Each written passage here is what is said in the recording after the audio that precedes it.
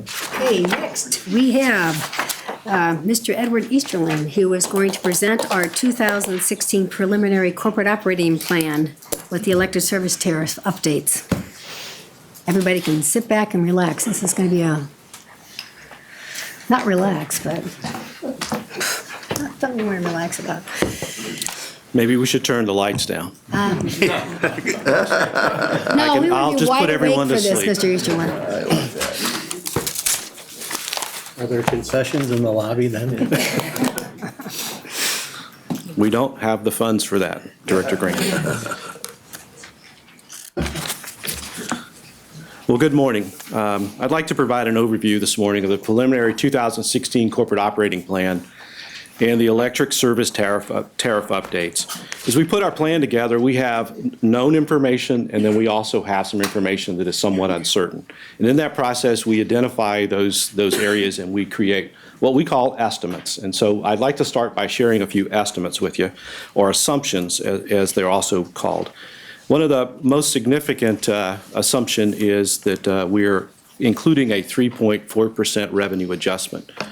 The makeup of that adjustment is a 4% average increase in general rates effective January 1, 2016, and then a reduction of 0.6% in the fuel and purchase power adjustment. In dollar terms, that's a $35 million increase with the general adjustment and a $5 million reduction in the fuel and purchase power adjustment. The net is $30 million. I'll also point out, and I will illustrate as I go through the presentation, the justification or the reason behind the rate increase has to do with our revenue projections, and you'll get to see that firsthand. On the retail energy sales side, we're looking at a 2.6 decrease in energy sales comparing 2015 budget to the 2016 budget. Therein lies some of the challenges we have with our revenues. When we look at where we are year to date in 2015, we include actuals for 9 months and we include projections for the last quarter. And we compare that to the 2016 budget. It's fairly well flat. In other words, there's no real growth between 2015 and 2016. And here again, 16 is below what we projected for 15. The other challenge we're facing is on the wholesale revenue side. We have generating facilities to meet our customer load, and we are a monopoly. And as a monopoly, we're required to serve customers, not when, their minimum load, but their maximum load. And so we have to build sufficient capacity to serve all the load that's placed on our system at any given moment. And for that, we have excess capacity throughout the year because we build to meet peak demand. And when we're not at peak demand, we take that capacity and we sell it for the benefit of our customers into the wholesale market. If we can generate revenue or margin, we take that margin and bring it back to offset our retail rates. That's a value that we believe we are charged with doing as a monopoly.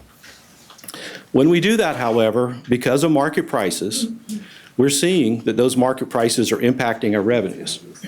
And so in 2015, the budget here again, looking at 2016, we see a reduction of 13.1%. That's primarily driven by market price. And then when we look at 2015, we see a reduction of 7%. Also, I'd like to point out foundational to everything that you're going to see is we have aligned our objectives and our plan with the strategic directives. You see that note on the top, and I'll point those out as we go through the presentation. On the expenditure side, we're trying to make capital investments and pay for operating expenditures to maintain system reliability, to meet any growth. Even though sales may be flat, we still may be expanding the system in certain locations for future load growth. And then we're also replacing aging infrastructure to maintain reliability. The next two items I'd like to cover, if you will, in just a little more detail to give you some background on this. As a result of where we are with our cost initiatives, we're looking at doing some things we haven't considered before. And this gives you an indication of where we are and the seriousness that we've taken in this matter. The first is we've looked at reducing pension funding. And now when I say reduce pension funding, I'm not talking about reducing pension benefit. There's a calculation that's done to determine the funding level for pension plans, and we call those actuarial calculations. In those calculations, there are a number of variables that go into that methodology. What we're proposing is to change one of those variables from 15 years to 20 years. And it has to do with the actual experience of that plan relative to the assumptions we make when we perform the calculation. As an example, when we make the calculation, we're assuming things like employee turnover, employee wage increase rates, life expectancy for plan participants. I'm drawing a blank here, but I'll stop with that and I'll think of it in a minute. But we put all that together. We say this is the liability associated with that plan, and then we compare that to what the actual results are. And then the difference between those two gets spread out over a period, and we call that the amortization period. And we use an amortization period to avoid volatility in funding. We're trying to smooth out the effect. And so historically, we've used 15 years. We're proposing to use 20 years. And we're also proposing to fresh start that period. Now, to give you an example of what we expect to be the outcome of this, today we're looking at about 73% funded. In other words, our plan is funded at about a level of 73%, and we're putting additional funds in each year to make up for that difference. The reason it's not 100% is because our plan is invested just like your plans or your funds in the market, and the market is not always predictable and doesn't always go in our direction. As a result, we're not exactly where we want to be, but we have a plan to make it up. This would just increase the period of time in which we would reach the 100% level. The next item, deferred funding of the Fort Calhoun Station Supplemental Decommissioning Fund. We have two funds to fund decommissioning expense.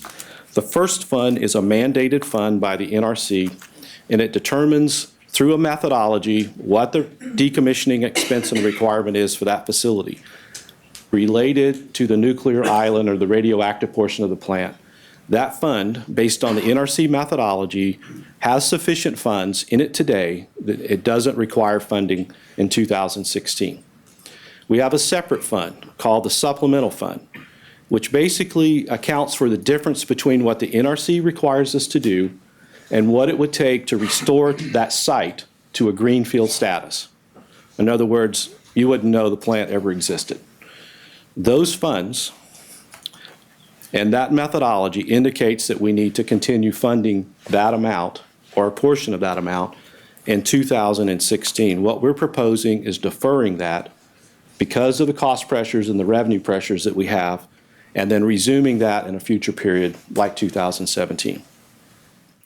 Now, going from those two items to look at our financing, we'll talk about capital in just a few minutes, but associated with our capital improvement program, we're proposing to issue $60 million in commercial paper in 2016. It's a short-term financing program with that. And in addition, we have a rate stabilization reserve, which we'll touch on a little bit later.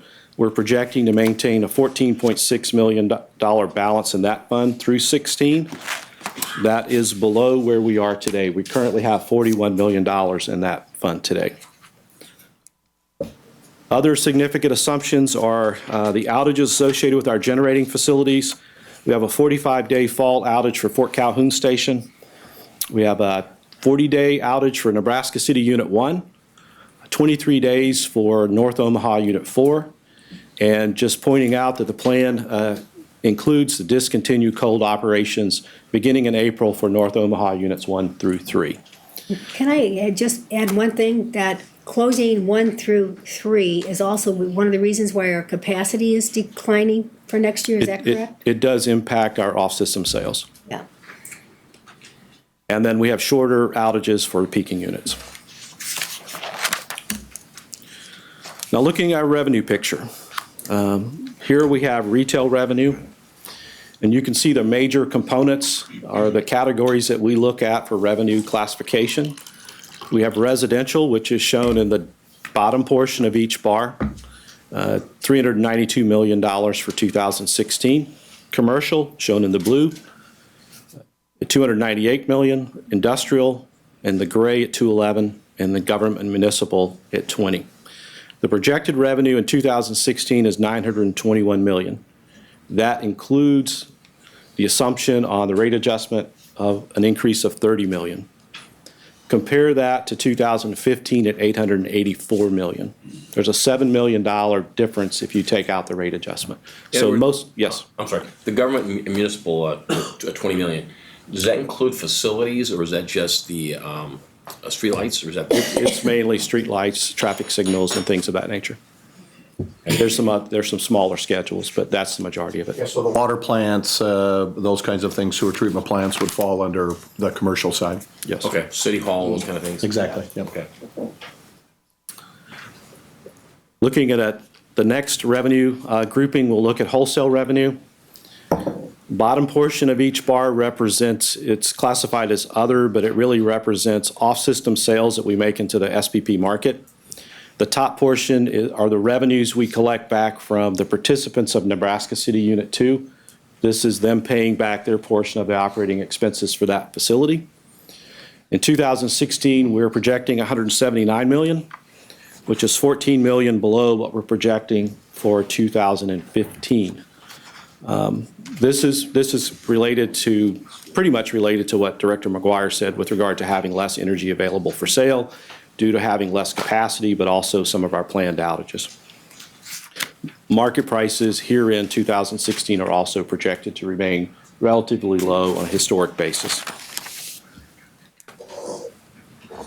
Other operating revenue and non-operating income, we have several categories here. We have transmission wheeling revenue shown in the bottom portion. I'll call that the red. Above that in the blue category is investment income. As you can imagine, over time, this has been relatively small with the low interest rate environment. We don't anticipate seeing an increase there going into 2016. The gray portion on top of that represents revenues we receive from products and services that we offer to our customers. And then the larger category, the dark green, we call other electric revenue, includes a number of items. Largest items would include transmission wheeling revenue. This is where customers, other utilities use our system to deliver power through our system into other utilities, primarily through agreements that we have. We also have rent from electric property. So if we have properties that are available and not being fully utilized that we could earn revenue from, we include that. We have some distribution wheeling fees where we're allowing people to use our distribution system, and then some revenues from Southwest Power Pool included. Another trend here, flat to slightly declining. Now, if we look at our expenditures and we focus on 2016, the projected O&M expense next year is $834 million. And I'll ask you to look across the page to 2014 and 15, and you'll notice that it's within $1 to $2 million of those years. And so what we really work to do here is to try to control expenditures, and we're maintaining a flat level here. However, I will point out that cost is continuing to increase. So as cost increases, we're looking to make reductions to offset those increases. And I'll highlight a little bit later some of the work that we did internally to get to that position. To give you the categories, fuel represents $200 million, shown in the red portion. Production expense, $280 million. This represents the O&M costs associated with converting that fuel into electrical energy. The next category is administrative and general. This would include expenses associated with some of the corporate services that are provided throughout the organization, such as procurement, accounting, HR, things of that nature, IT, but also employee benefits. So employee benefits are all included in that category. Transmission distribution, this is the O&M expense to operate and maintain the wires for our transmission distribution system. This is taking the power from the facilities and delivering it to the customer. Purchase power, this is where we're actually procuring power out on the grid or an SPP to supplement what we're generating. It also includes the cost of renewables that we have contracted for. And then customer accounts, $30 million sitting on top. This represents the O&M costs for maintaining customer service. Turning from O&M to capital, you can see in 2016, we're looking at $230 million. That compares to $258 in 2015, a reduction of $28 million. Transmission distribution, $90 million. Nuclear production, and the blue portion, $58 million. Other, which I'll call general plant, it's infrastructure that's needed to serve the entire district, not just one specific area. $50 million, and fossil production, $32. To kind of put everything in a little different form for you, transmission and distribution is 39% of the total. Nuclear production and fossil production, total production, equals 39% of the total capital budget, and other represents 22%. Would this be a good time to, we already had a previous question about fixed versus variable cost. Where will we have the fixed versus variable cost between those last two slides?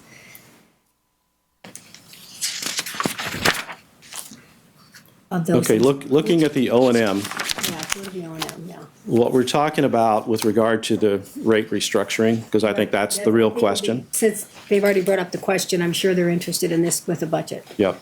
So what would be considered a variable cost and included in the energy rate would be the cost under fuel and the cost under production, and most of the cost under A&G. What would be included in the delivery and customer charge categories would be the cost in T&D and then the cost in customer accounts. So the majority of the cost in total, approximately 65%, would be in the energy charge, when you include all the costs, including the capital and the debt and everything else.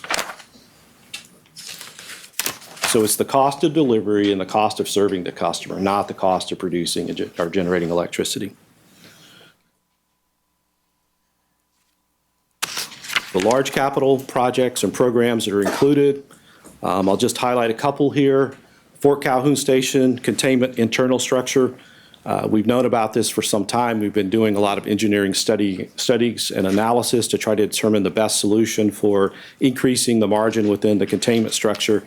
This is our estimate for 2016, $21 million. Fukushima compliance, this is to meet the NRC requirements associated with the event that occurred in Japan in 2011. And the requirements of the NRC are now requesting or requiring that utilities with nuclear plants complete.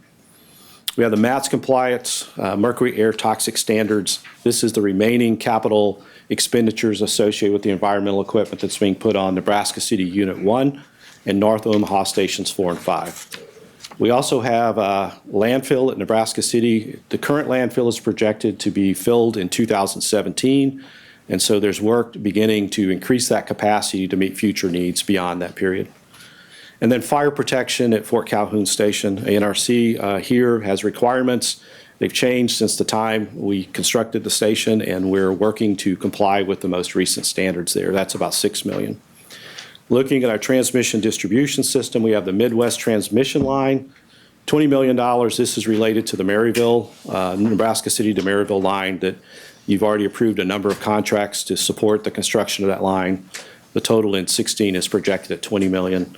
And the next item is really what I would call a capital improvement program, where we systematically evaluate our transmission distribution system to replace aging infrastructure before it fails. And the estimate there is $10 million. Edward, on that one, that's the ongoing that we've been doing. It's usually around 14 million. Yes, yes, That will continue forward. Was that a 7-year plan, or what's the? It's Mr. Dogman's. Take that one? Sure. I think that's very important. We keep doing that. Yeah, absolutely. This program was approved about 7-8 years ago, and it's a 10-year program. And I think on the average, we were spending about $17 million a year. But this is year 7.5. So after about maybe 2.5 years or so, we'll start reevaluating and see if we need to do more or we're good. But our system in really good shape. Yeah. So. Really important. I think yesterday approved it. Yes. So we basically have a couple of sources of funding for a capital program. The first source is our internal funds. How much do we have internal that we can use to fund capital with? And then if we don't have sufficient funds internally, then how much do we borrow? And then what type of borrowing do we undertake? So in 2016, we're not projected to use long-term debt financing. As mentioned earlier, we're proposing to use commercial paper for about $60 million of the capital program. Pulling our revenues and our expenses together provides a view of net income. And in 2016, we're projecting $40 million. We compare that to 2015 at $41 million. And I'll also draw your attention to the darker portion of the bar in 2015. You can see that we're showing a transfer from the rate stabilization account of $26 million. The $26 million is being used to supplement revenue or revenue shortfalls in 2015. And those shortfalls are occurring from the wholesale market and retail sales. And it's pretty much in the retail class, it's residential retail, it's commercial, it's industrial. A number of areas, whether it's conservation or whether it's industrial customers not performing or selling their product at the level they expected, and expansion's not occurring on plan. It's not one area, it's a number of areas. The other thing I'll point out to you is that the $26 million is needed to maintain our financial position in 2015. That's very close to our rate adjustment request in 2016 of $30 million. So you can see if we holding our costs equal between the years, and then we're having the same sales forecast, the revenue difference would be about the same if we didn't request the increase, only we wouldn't have the funds in 16. Edward, do we also, how much are you saving out of the decommissioning fund in addition to the 26 million? This year, it's about $3 million. About three? Because we've already funded part of the year. Okay, and the re-amortization of the retirement program from 15 years to 20 years, is that going to eliminate the payment into the retirement program altogether this year? No, sir. That'll just reduce it slightly? Yes, sir. And what's that reduction? About $10 million. About 10 million, okay. Yes. Thank you. Well, I was going to wait till the end of your presentation to ask questions, since everybody's asking questions. On the pension plan, have we got a report back from our actuaries to say that this is not going to adversely affect the plan? Yes, we actually went to our actuaries looking for options and flexibility, and we asked them to look at several scenarios for us. And this is the one we looked at and we decided upon. And so they are well aware of what our proposal is. They were involved from the beginning, and we've actually discussed it, as you know, with our auditors. Now, if we're at 73% funded now, what would it be if we took that $10 million a year out of what we were putting into the fund? About what percentage would we be, if you know? Well, I can tell you it would be a little bit less than what we would have been if we'd have maintained the current funding level. It's really hard to give you an exact number because I don't really know what the markets are going to do and what our investments are going to return. I would say, given what we're seeing year to date in our investments, I would expect to see that percentage come down a percent or two. But then as the markets come back in line with historical returns, then you would see it start going back up. But we all know that the market doesn't move in a straight line. It increases and decreases, and at any point in time, you can be above or below. But the plan is not to maintain the 20-year amortization period. The plan is to find other cost reductions throughout the organization and restore the funding. You can restore the funding. This is what I would call a short-term relief valve, if you will, to create some flexibility so that we can do some larger, more sustainable cost reviews in the organization, which are underway, by the way, and I'll touch on that. And the deferral on the green space fund, returning the plant, that doesn't affect if we were going to decommission it, that wouldn't affect any of the radioactive areas. That's correct. That would affect the outbuildings and the administration building and guard shacks and things like that. Yep, and the secondary side of the plant, so the turbine building and those things. They talk about that at the end. So looking at our accounts, the accounts that we maintain or the account that we now maintain, we have the rate stabilization account, and today We actually have 41 million. We are proposing to use 26 million that you saw earlier, which would bring us down to 15 million. And we need that 26 million to basically supplement revenues that we're not receiving in 2015. And then the projections would indicate that we would maintain that 15 million through 2016. Looking at some of our financial results and ratios, our debt ratio would be holding steady at 51%. What this really says is how much financial leverage does the organization have? You can think about it from a personal level of thinking about your own debt and your own equity. You know, or how much equity do you have in your home? Is it halfway paid off? Is it fully leveraged? Is it 80%? This is kind of the same ratio. 51% provides flexibility for the organization. It gives us some capacity to increase if we have to. And it's not such that it's so low that we're leaving money on the table. Another area that we look at, coverage ratios, in particular, total debt service coverage.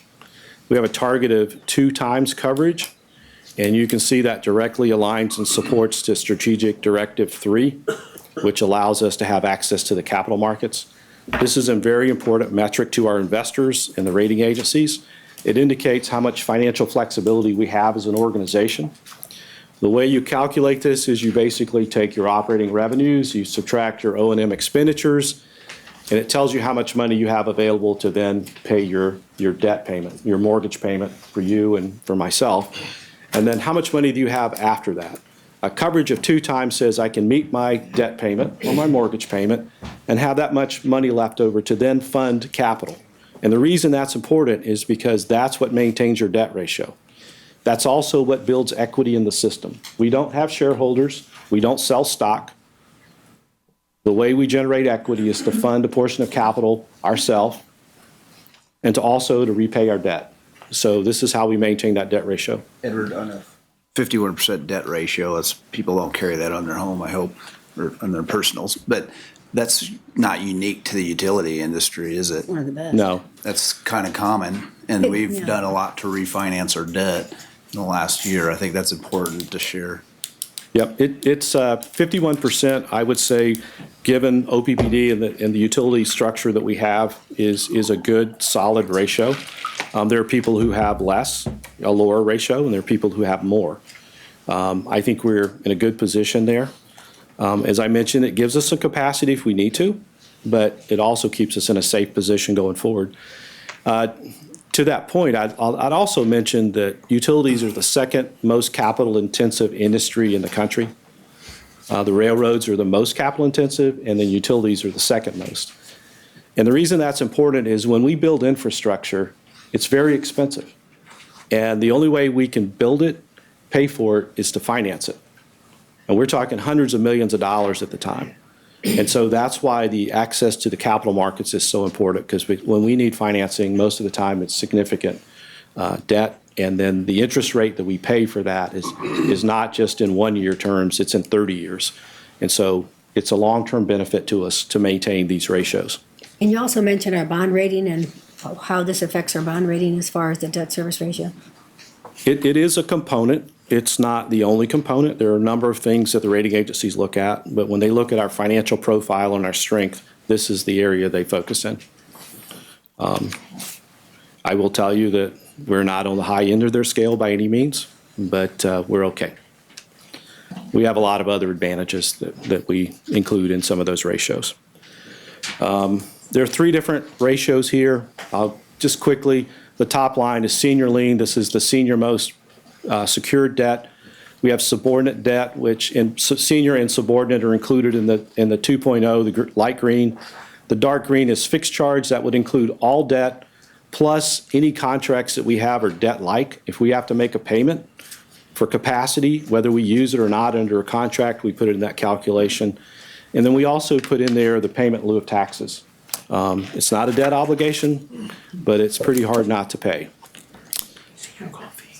Sure. Days of cash on hand, another link to Strategic Directive 3.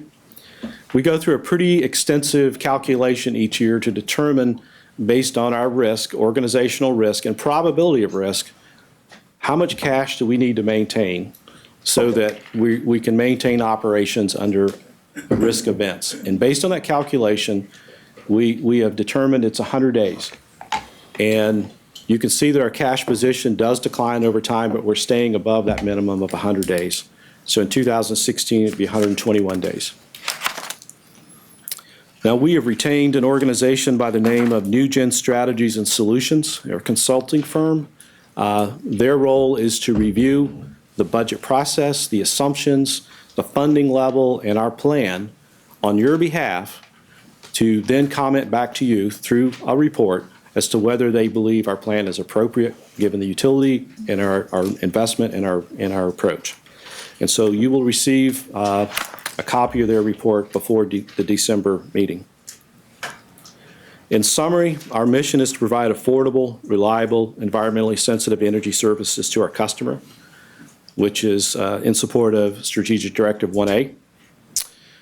Our plan is aligned with our mission. Rates remain below the regional national average, which is Strategic Directive 2. Expenditures sufficient to maintain system reliability, Strategic Directive 4. And renewable resources generate 16% of retail energy, which supports Strategic Directive 7. As always, we'll look for ways to improve in the future by managing our O&M expenditures, by prioritizing and managing capital investment, and identifying and managing risk. Now with that, I'd like to turn over to the electric service tariff update, because this is a direct tie-in. The largest assumption we make with this study, if you will, is that we base it on the 2016 preliminary corporate operating plan. So the revenues and expenditures that we include in that plan directly come over into determining whether the current rate structure provides the revenues necessary to maintain the operations. The next item, the Brattle Group, international consulting firm, is retained as a rate consultant on your behalf to review management's recommendation, methodology, to give you an opinion as to whether the appropriate rate-making methodology was used, and if we followed the statutes under the state of Nebraska that we are operating under.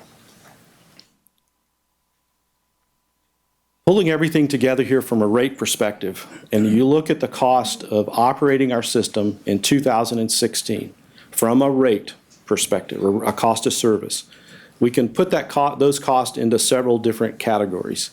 The first, O&M, $784 million. Debt service, these are our debt obligations, debt principal and interest, very similar mortgage payment, $129 million. Capital improvement fund, this is the cash coming in to help fund a portion of our capital, maintain our working balance, $129 million.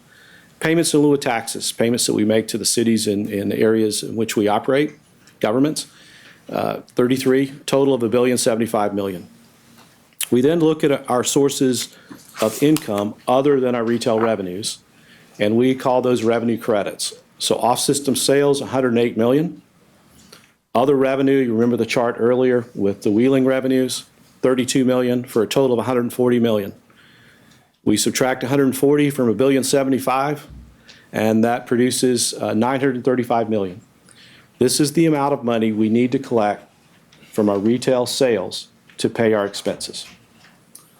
I will point out that if off-system sales, if prices were higher, that number would be larger, and the number in the circle in the bottom would be lower. So this is how off-system sales impact retail revenues. The more income we can generate there, the less we have to collect from our retail customers. So the proposed rate adjustment includes the following. You saw the $935 million on the previous slide. When we look at our current 2015 rates and we apply those to our current projection for sales in 2016, it tells us we would receive $905 million in revenue. We take the difference between what our revenue requirement is and what our current rates would produce, and we have a difference of $30 million, which is 3.4% increase. We then look at the detail within that calculation, and we determine that based on fuel cost, we should reduce our fuel and purchase power adjustment by $5 million. And then based on the non-fuel expenses, we should increase general rates by 35 million, or 4%.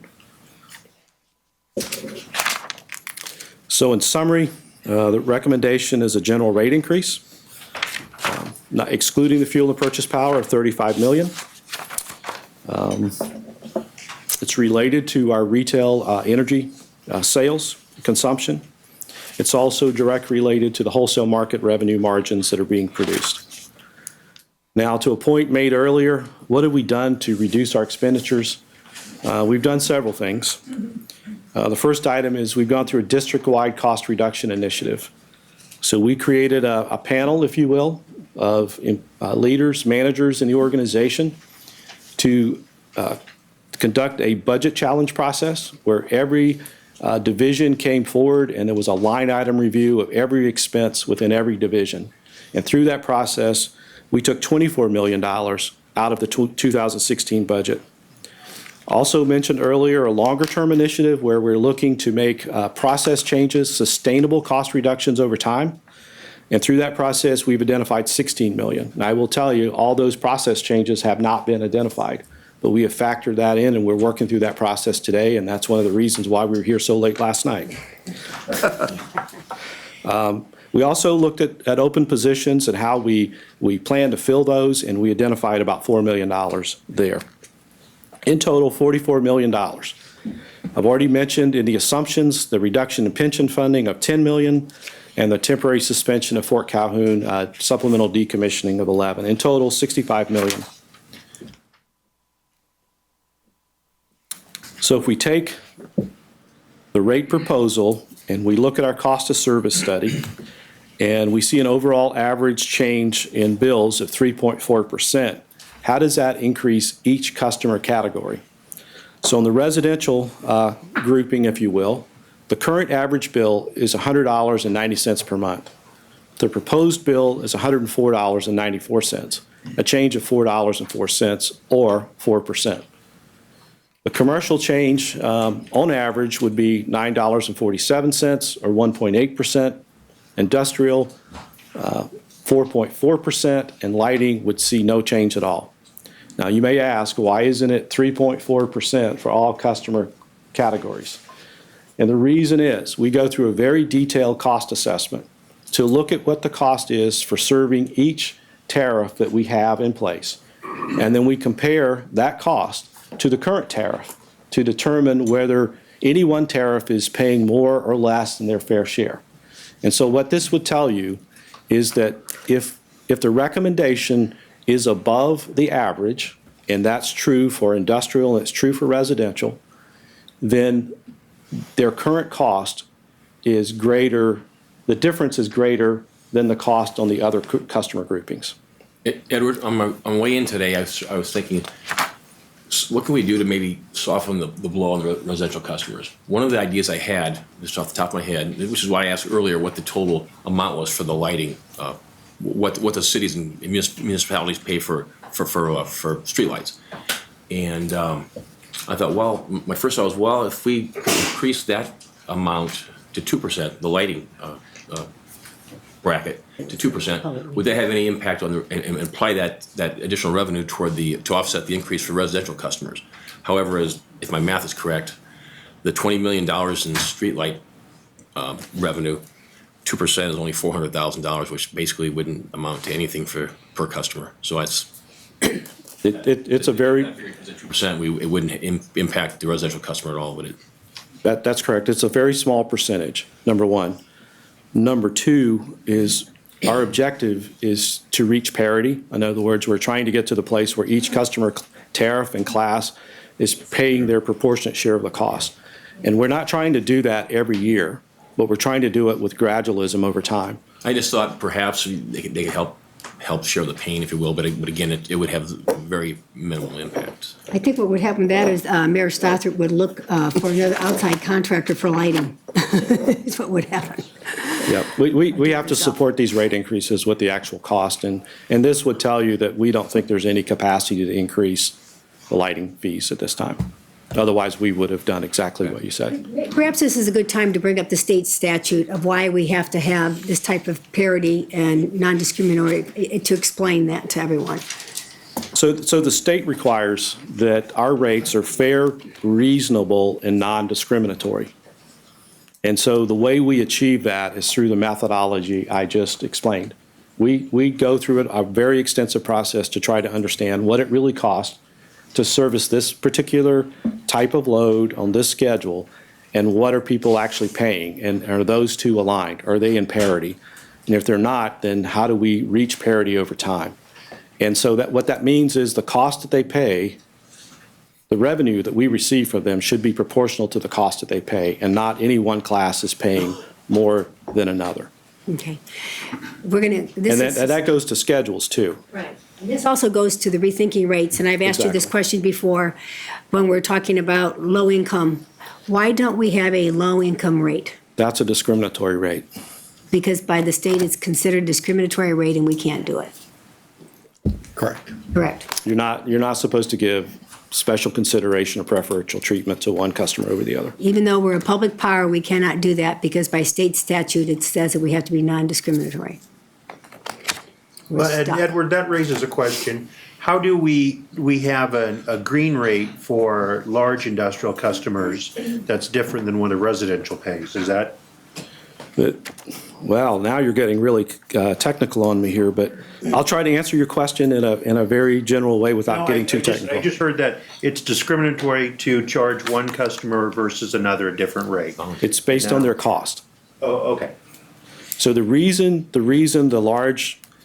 rate for the large customers is different is because the way that rate schedule is set up is they're taking all the market risk. We're buying the energy, we're providing the energy to them. They're taking ownership of any green tags, and it's their desire to own those green tags, and they take the market risk and the value of those green tags. We're not asking our customers to do it. In the other, we're actually retaining that for the customer, and therefore that gets into some of the pricing differentials. Okay. Thank you. Could the state legislature change the rules They can always change the rules. for low income? Well, they can, and I mean, what we've seen in other states, it's a slippery slope when you begin to make those changes. So what do you change, and what other things do you come in and begin to imply special needs for? And it gets a slippery slope, at least from the research that we've done and in my experience on the industry, both on the gas and electric side. That's something the legislature could do. I mean, it could be 25 votes to be able to do those kinds of things. It does fly in the face of fair, reasonable, non-discriminatory. And Exactly. so we just have to make sure. Why would anyone want something other than that? There are unintended consequences in any of those changes. It's a reason why the statutes were developed that way to begin with, to make it fair, reasonable, and non-discriminatory. So, One thing on these rates is like, I appreciate the changes we're making on those cost reductions, 44 million, 65 overall. 2 of those are temporary 1-year cost reductions. And they're small based on the whole percentage, what we need to do. I think the 4% rate is unacceptable going forward. We all know that, and that can't continue. But at some point, we need to be bold in deciding what we're gonna do as we make some of these changes. So if we're having this rate discussion, let's just be honest about it. There's gonna be some major changes, or probably needs to be, because you can't just go around, nibble around the edges. And if you wanna get the legislature involved, that would not be a good thing Yeah. at all. I This think public power will we can work figure it within out. public power to work it out to decrease these rates. Exactly, but I'm just saying. I just want you to bring that up, why we One-year don't do solutions that, won't work. because We need people have brought it up longer-term to me. solutions, and we're working on that with the corporate operating plan.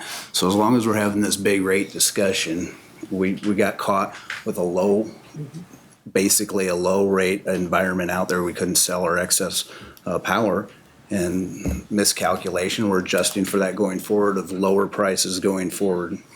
So I think that's good for everyone to know, as we discuss these issues. And we aren't the only utility in this No. condition. Throughout the Midwest, it's the same thing. It's changes that are going on that we got to deal with. Yeah, And it can't be done with an ongoing rate increase, and we know that. correct, yeah. Just to point out a couple of other rate actions going on in the region, we have Mid-American with a 3.5% increase in 2016. Empire District in Missouri, 7.3%. Kansas City Power and Light in Missouri, 11.8%. Wisconsin Public Service, 9.4%. And Northern States Power in Wisconsin, 3.9%. These are announced rate actions on the retail side. If we pull it all together and we look at what our average retail rate is with the requested rate increase, it produces an average of 8.84 cents per kilowatt hour. If we compare that to the average price within the west, north, central region of the U.S., that's Nebraska, Iowa, Kansas, Missouri, on up into the Dakotas, and up into Wisconsin, that's 9.52 cents per kilowatt hour. So our rates would be 7.1% below the regional average and 16.9% below the national average. In addition to the general rate increase, we have several other items that are outlined in your packet with regard to what I would call miscellaneous rate and service change or charge adjustments. We have some adjustments to line extension for residential and commercial charges. So when a customer wants service and we have to extend our system to meet their needs, there's a cost if we have to extend onto their property, and we true those up based on actual costs. We also have some miscellaneous wording changes in service regulations. Service regulations are a guiding document under which customers take service, and we have to make sure that they line up with our tariffs and changes that we're proposing so that everything is consistent. So this is a pretty large administrative housekeeping matter. And then other schedules, we have 2 additional streetlight methods or options we're proposing, and then a number of miscellaneous wording changes within some of the rate schedules. Some of you have seen this graph before, and like to kind of walk through it one more time. I think it's, as a numbers guy, I think it's pretty interesting. If you look in 1986, our average retail rate was 5.05 cents per kilowatt hour. If you take our average rate since 1986 and you plot it on a graph, and then you take that actual rate and you discount it for the rate of inflation, it gives you what's called real dollars. It's the cost without the effect of inflation over time. And that's the line that you see before you on the graph. Now, just a couple of points. If that were a straight line across the page, it would tell you that our rates have increased at a rate equal to the rate of inflation. If the line were upward sloping, it would tell you that our rates have increased at a rate higher than the rate of inflation. If the line is downward sloping, it would tell you that our rates increased less than the rate of inflation. And that's what we're presenting. In other words, in real dollars, our rates today in 2015 and 16 are less than they were in 1986. One other perspective on this, if we take the 5.05 cents per kilowatt hour and we compute the increase in cost over the 30-year period to get to the 8.84 cents per kilowatt hour, it's an average annual increase of 1.9%. If we took the 5.05 cents per kilowatt hour and increased it at the rate of inflation, which was 2.5%, it'd produce a rate of 10.65. That's 21% higher than what's being proposed. Now, you may ask, why do we look at 30 years? When I mentioned earlier, we're a very capital-intensive industry. We construct facilities with long lives, and a 30-year period is more typical to the life of the assets we construct, and that's why you need to look at a period of time to look at the average and the effect over time. I mentioned earlier the Brattle Group. They will be reviewing our proposal, providing an opinion to you prior to the board meeting in December, and as the bottom line indicates, they will also be telling you whether they believe our proposal is fair, reasonable, non-discriminatory. In summary, we're requesting an increase of 3.4%. That includes a general rate adjustment of 4% and a decrease in the fuel and purchase power adjustment of 0.6%. There are several miscellaneous service charge adjustments for consideration. And then just to reiterate that with the approval Our rates would be 7.1% below the regional average and 16.9% below the national average. So we talked about this on Tuesday. We placed the information on the website. We notified the media through our traditional means. We're talking about this again today, and we plan to come back in December for further consideration.